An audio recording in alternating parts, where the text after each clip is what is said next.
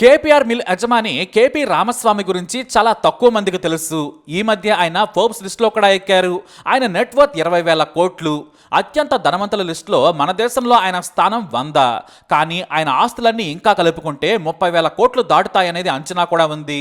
ఇక అతను ఓ చిన్న రైతు కొడుకు. డబ్బులు లేక కాలేజీ చదువు మానేశారు.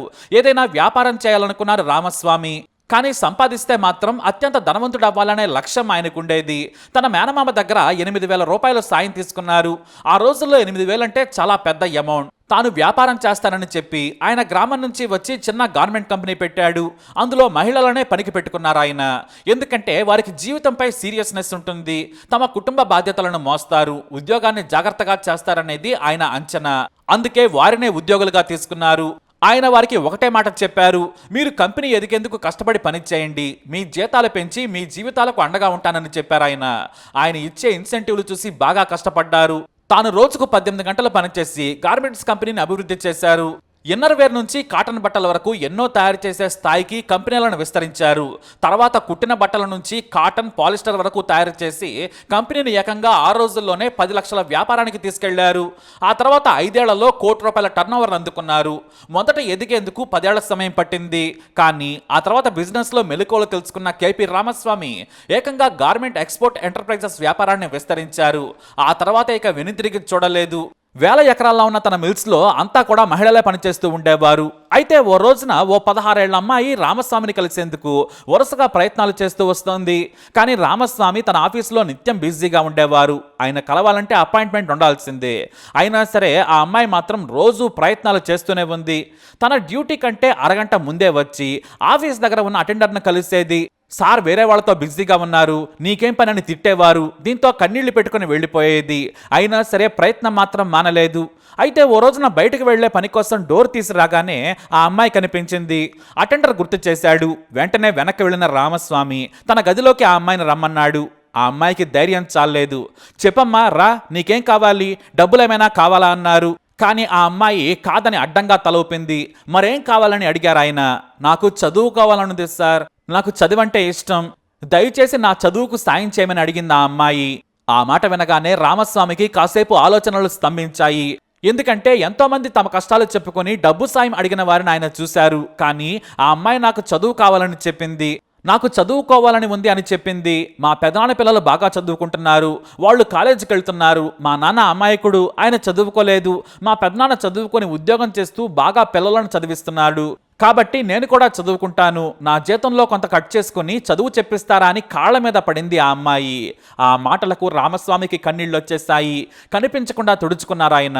ఆ తర్వాత ఒక్క క్షణం కూడా ఆలోచించలేదు. నువ్వు చదువుకోవాలి అంతే కదా అన్నారు. నేను వెంటనే మన పిల్లి పరిసరాల్లో ఓ స్కూల్ ఏర్పాటు చేస్తాను, ఆ వెంటనే కాలేజ్ కూడా ఏర్పాటు చేస్తాను. నాకు ఓ 6 నెలల సమయం ఇవ్వమన్నారు రామస్వామి. ఎందుకంటే నీకు మాత్రమే కాదు, నీలా చదువుకోవాలని అనుకునే వారందరి కోసం. అలా టీచర్లను, స్టాఫ్ను ఏర్పాటు చేసి ముందు రోజు 8 గంటల ఉద్యోగం తర్వాత సాయంత్రం 4 గంటల చదువుకు సమయం కేటాయించేలా ఏర్పాట్లు చేశారు. దూర విద్య అనుమతులు తీసుకున్న కేపీ మిల్స్ లిమిటెడ్ యజమాని రామస్వామి వారి చదువుకు బాటలు వేశారు.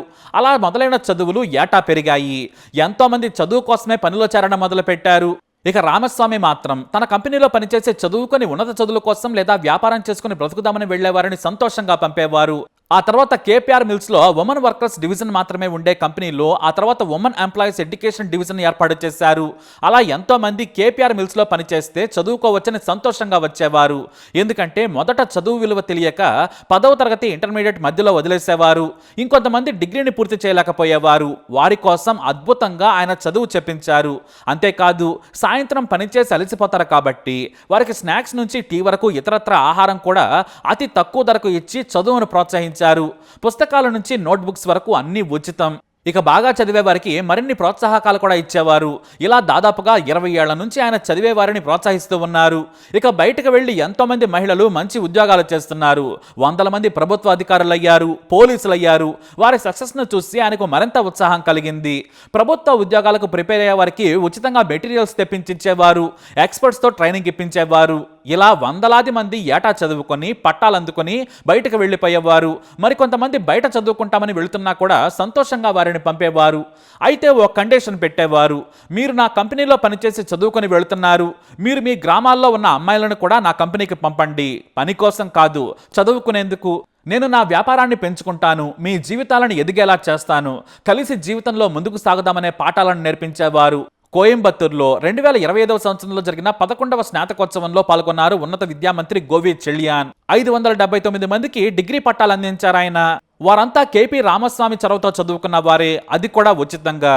ఇప్పటి వరకు కేపీఆర్ మిల్స్ నుంచి 41,000 మంది మహిళలు డిగ్రీ పట్టా అందుకున్నారు. వారిలో 1800 మంది ప్రభుత్వ ఉద్యోగాలు సంపాదించారు. డిఎస్పీ స్థాయి వరకు వెళ్లి రామస్వామి ఆశీస్సులు తీసుకున్న మహిళలు ఎంతో మంది ఉన్నారు. ఇక సొంత వ్యాపారాలు చేసుకునేందుకు కూడా ఆయన కంపెనీ నుంచి ప్రోత్సాహం ఇస్తున్నారు. తన కంపెనీ బట్టలతో వ్యాపారం చేసుకుంటామంటే బయట వారి కంటే కూడా ప్రాఫిట్ మార్జిన్ ఏకంగా 40% ఇస్తున్నారు. అంటే దాదాపుగా తన లాభాన్ని 20%కి తగ్గించుకున్నారు ఆయన. అది కేవలం తన కంపెనీలో పనిచేసి డిగ్రీ పూర్తి చేసిన వారికే. ఇది మరో రకంగా చదువుకు ప్రోత్సాహం అనేది చెప్పచ్చు. మన దేశంలో అంబానీలు, అదానీలు లక్షల కోట్లు సంపాదించవచ్చు, ప్రజల వనరులను కొల్లగొట్టి ఏదో ఉడతబట్టి సాయం చేయొచ్చు. కానీ రామస్వామి మాత్రం ఆడపిల్లల చదువుకు, ఆడపిల్లల భవిష్యత్తుకు పునాదులు వేస్తున్నారు. ఇదే కదా అందరికీ కావాల్సింది. ఆయన కంపెనీలో పని కోసం ఏ మహిళ గేట్లు దాటినా సరే ఆయన మొదట అడిగే ప్రశ్న, ఏం చదువుకున్నావమ్మా అని ప్రశ్నిస్తారు. వారు ఇంటర్ అంటే డిగ్రీ చదువుతావా అంటారు. 10 కూడా చదవలేదంటే ఓపెన్ డిగ్రీ చేస్తావని ప్రశ్నిస్తారు. సరేనంటే ఆ వెంటనే పనిలో చేర్చుకుంటారు. ఆ వెంటనే చదువుకుంటానంటే కాలేజీలో కూడా చేర్చుకుంటారు. జీతం నెల తర్వాత వస్తుంది, కానీ చదువుకునే ఐడి కార్డు, పుస్తకాలు మాత్రం అదే రోజు చేతిలో పడిపోతాయి. ఇలా వేలాది మందికి చదువు చెప్పిస్తూ గొప్ప విద్యాదానం చేస్తున్నారు ఆయన. అందరూ వ్యాపారవేత్తలు రామస్వామిలో ఆలోచిస్తే మన దేశంలో ఎంతో మంది ఇంకా ముందడుగు వేస్తారు అనడంలో అతిశయోక్తే లేదు. ఇప్పుడు KPR college of arts, science and research నుంచి ఇంజనీరింగ్ కాలేజీల వరకు ఉన్నాయి. ఎన్ని కాలేజీలు ఉన్నా, ఎన్ని క్యాంపస్లు ఉన్నా సరే కేపీఆర్ మిల్స్ యువతల జీవిత విజయ గాథలే ఆయనకు సంతృప్తినిస్తాయి. ఒకప్పుడు రామస్వామిని మహిళలు సార్ అనేవారు, పెద్ద ఆయన అనేవారు. కానీ ఇప్పుడంతా అప్ప అనే పిలుస్తారు. అంటే యజమాని కాదు, వాళ్ళందరికీ తండ్రి. దాదాపుగా 28,000 మంది ఆయన కంపెనీలో పనిచేస్తున్నారు మహిళలు. వారందరికీ కూడా ఆయన అప్పానే. అంబానీని ఆయన డ్రైవర్ అలా పిలిస్తే ఊరుకుంటారా? అదానిని ఆయన ఇంట్లో పనిచేసేవారు నాన్న అంటే ఊరుకుంటారా? కానీ రామస్వామి మాత్రం అప్ప అనగానే ఏంటమ్మా అని పలుకుతారు. అదే ఆయన మంచితనం. ఇప్పుడు కేపీఆర్ మిల్స్ రెవెన్యూ ఏడాదికి 6,000 కోట్ల పైనే. గతేడాది కంపెనీ లాభం 1,000 కోట్ల పైనే. కానీ ఆయన చాలా వరకు విద్యపైనే ఖర్చు చేస్తూ ఉంటారు. కేపీఆర్ మిల్స్ నుంచి ఇప్పుడు తన వ్యాపారాన్ని షుగర్ అలాగే ఇథనాల్ ప్రొడక్ట్స్కు వ్యాపారాన్ని విస్తరించారు. ఏది చేసినా మనం ఎదుగుదామనే నినాదంతోనే పనివారిని తీసుకుంటారు ఆయన. That is Ramaswamy. 2013 నుంచి తన వ్యాపారాన్ని విస్తరించారు. కేపీఆర్ మిల్స్ 128 మిలియన్ల గార్మెంట్స్ను ఉత్పత్తి చేస్తుంది. ఓల్డ్ ఫేమస్ బ్రాండ్స్కి ప్రొడ్యూసర్ ఈ కంపెనీనే. H&M, Walmarts, Marks and Spencer సహా ఓల్డ్ పాపులర్ బ్రాండ్స్కి క్లాత్ సప్లయర్. ఇన్నర్ వేర్ నుంచి స్పోర్ట్స్ వేర్ వరకు, డైలీ వేర్ నుంచి స్లీప్ వేర్ వరకు కూడా 100 రకాల బట్టలు కేపీఆర్ మిల్స్ నుంచే వెళతాయి. వ్యాపారంతో పాటు సామాజిక సేవ చేసి నలుగురిని ముందుకు తీసుకెళ్లడం ఆయనకు మాత్రమే సాధ్యం. రామస్వామికి 3 పిల్లలు. వారే వ్యాపారాలను పర్యవేక్షిస్తున్నారు. అయితే కరోనా సమయంలో ఎన్నో వ్యాపారాలు నష్టాల పాలయ్యాయి. కానీ కేపీఆర్ మిల్స్ మాత్రం సూపర్ సక్సెస్ అయింది. ఎందుకంటే ఆయన వ్యాపారం ఆగొద్దు, అలానే కరోనా కారణంగా కుటుంబాలు చెడిపోవద్దు. అందుకే 25,000 మందికి ఓ ఆఫర్ ఇచ్చారు రామస్వామి. మొత్తం 12 ఫ్యాక్టరీలో పనిచేసే వారందరికీ ఆఫర్ ఇచ్చారు. మిగతా వాటిని ఆయన మూసేశారు. ఈ 12 కంపెనీల్లో పనిచేసే వారికి తమ కంపెనీలోనే షెల్టర్ ఏర్పాటు చేశారు. ఇష్టం ఉన్నవారు ఉండొచ్చు, భయపడేవారు కరోనా ముగిశాక పనిలోకి రావచ్చని చెప్పారు. జీతంతో పాటు మంచినీరు, 3 పూటల భోజనం, డాక్టర్స్ ఫెసిలిటీ, అలాగే సినిమా హాల్ని ఏర్పాటు చేశారు. ఆడిటోరియంలో వారికి బస ఏర్పాట్లు చేశారు. ఎవరైనా జ్వరం, జలుబుతో బాధపడితే ప్రత్యేక గదుల్లో ఉంచి ట్రీట్మెంట్ ఇప్పించారు. కరోనా పాజిటివ్ వస్తే ప్రభుత్వ ఆసుపత్రులకు తరలించేవారు. ప్రతిరోజు రాత్రి సినిమా థియేటర్లో కొత్త సినిమాలను ప్రదర్శించేవారు. పదల కొద్దీ పెద్ద టీవీలను ఏర్పాటు చేసి వారికి బోరు కొట్టకుండా చూసుకున్నారు. పౌష్టికాహారంతో పాటు పండ్లు, బిస్కెట్లు ఇస్తూ సొంత కుటుంబంలా చూసుకున్నారు. అలా లాక్డౌన్ సమయంలో కంపెనీని సక్సెస్ఫుల్గా నడిపారు. వ్యాపారం చేయడం తెలుసు, ఎక్కువ ఖర్చైనా ఉద్యోగులను ప్రేమగా చూసుకోవటం కూడా రామస్వామికి తెలుసు. డబ్బు సంపాదనే కాదు, దానిని కార్మికుల కోసం ఖర్చు చేసేందుకు ఆయన అసలు ఆలోచించరు. కష్టం వారిది, ప్రతిఫలంలో కొంతిస్తే మనకు వచ్చే నష్టం లేదని ఆలోచిస్తారు. That is Ramaswamy. మొత్తంగా ఆయన 41,000 మంది మహిళలకు అప్ప. మరి ఆయనపై మీ అభిప్రాయాన్ని కమెంట్ ద్వారా తెలియజేయండి. ఈ వీడియో అప్డేట్స్ కోసం మై ఛానల్ ఫాలో అవ్వండి, అలాగే తప్పకుండా సబ్స్క్రైబ్ చేసుకోండి.